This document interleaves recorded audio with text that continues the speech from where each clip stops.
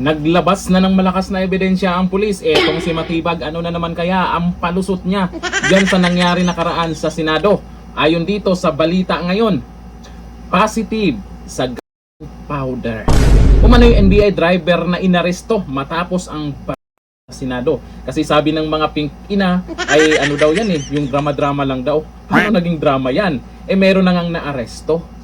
Naglabas ng update ang Southern Police District kaugnay ng driver na inaresto matapos ang napaulat na sa loob ng Senate premises noong Miyerkules ng gabi. Ayon kay SPD Public Information Office Chief Police Lieutenant Margaret Panaga, nagpositibo umano ang powder. Tapos sabihin nakaraan, wala dala balil. Tapos sabihin pa ni Don Yor, pinaalis ko, wala NBI doon. Naku po. Nagpositibo na sa residyo ang naturang suspect na kinilalang si Mel Oragon. Base sa result, positive po sa present powder yung alleged NBI driver. Gayunman, ilang araw bago lumabas ang powder test result, sinabi mismo ni NBI Director Melvin Matibag na hindi umano opisyal na empleyado ng NBI si Oragon, kundi isang volunteer lamang ng nagsisilbing driver ng grupo ng mga operatiba. Ipinaliwanag na pinahawak lamang umano ang driver at wala itong actual na access dito. Pinahawak ng walang access. May password ba para magkaroon ng access? Kasi pag pinahawak mo, anytime pwede niyang gamitin yun, di ba? Di ko lang alam kung ano yung ibig sabihin niya dito na pinahawak pero walang access. Baka di ko lang alam kung anong meron dun sa sinasabing walang access. Baka may password nga. Matatanda ang sumiklab ang kaguluhan sa Senado habang nakalockdown ang lugar at nasa ilalim pa ng protective custody si Senador Ronald Bato de la Rosa kaugnay ng ICC arrest warrant issue.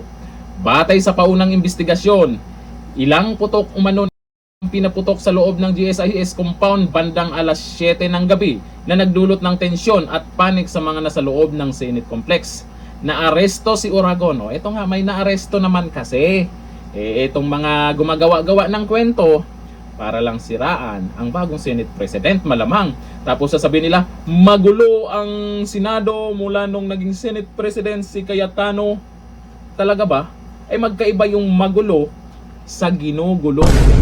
Naaresto si Oragon at isinalalim sa inquest proceedings dahil sa umano'y paglabag sa Republic Act 10591 o Comprehensive Firearms and Ammunition Law, alarms and scandal, direct assault, trespass to property. Bakit kasi kayo pumasok dyan? At paglabag sa Senate security protocols. At least kahit papano, may ebidensya. Yung CCTV, kailan kaya ilabas? Kasi mukhang yun ang pinakaalas ng Senado at tinago muna yung CCTV. Kailan kaya nila ilabas yan? Yung CCTV footage doon sa nangyaring putukan dyan sa Senado. Kasi dito pa lang naman, mabigat na ebidensya na rin to. Hindi na maitanggi ito. Doon sa mga nagsasabing drama-drama lang, hindi daw nagpaputok or wala daw access at kung ano pa yung mga dahilan. Ewan ko lang hintayin po natin ang pwedeng ang sabihin ni Matibag dito. Malay natin, pakinggan natin, baka meron siyang paliwanag tungkol dito sa inilabas po ng mga pulis. At least kahit papano ay may mga lumabas na totoong nangyayari dito. Nga lang, ang mga netizens, napanood naman yan dyan sa Senado, nangyari nakaraan, daming naka-live dyan.